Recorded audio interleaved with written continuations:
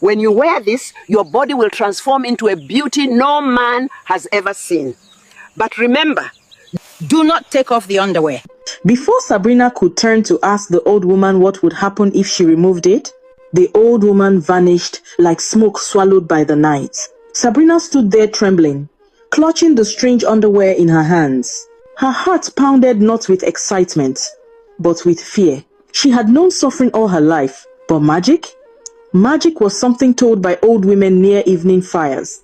But Sabrina's life had never been ordinary. She was born into a poor family in the quiet village of Ugbete. Everyone knew her, but never with kindness. Sabrina's body was thin like broomsticks, and her face, the villagers loved to whisper about it. See her face like God molded it in a hurry, they sneered. While other women in Ugbete had curves that danced like the rhythm of drums, Sabrina moved like a shadow carried by the wind, silent, unnoticed, unwanted. But hidden beneath all that mockery was a secret. Sabrina was born with a rare gift, a blessing she did not ask for, a blessing her mother whispered to her on her deathbed. Any man who married Sabrina would rise from nothing to great wealth and prosperity.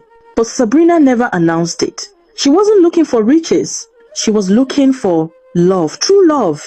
A man who would not fear her face or her thin frame.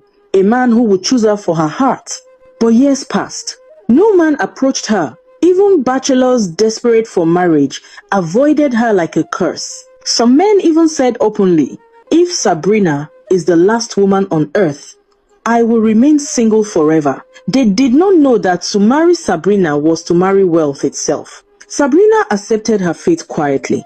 She planted yams behind her hut. She fetched water from the river alone. She danced in her room to songs only her heart could hear. But she refused to lose hope.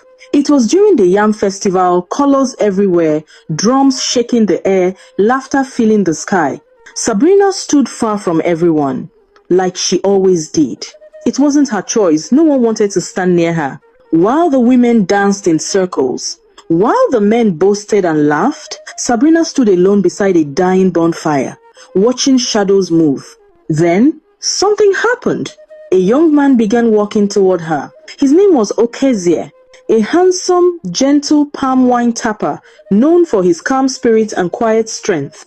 When the villagers saw him walking to Sabrina, they held their breath. Some nudged each other, some laughed, some whispered wicked things. But Okezie ignored all of them. Good evening, he said softly. Sabrina looked behind her to be sure he wasn't greeting someone else. Me, she asked.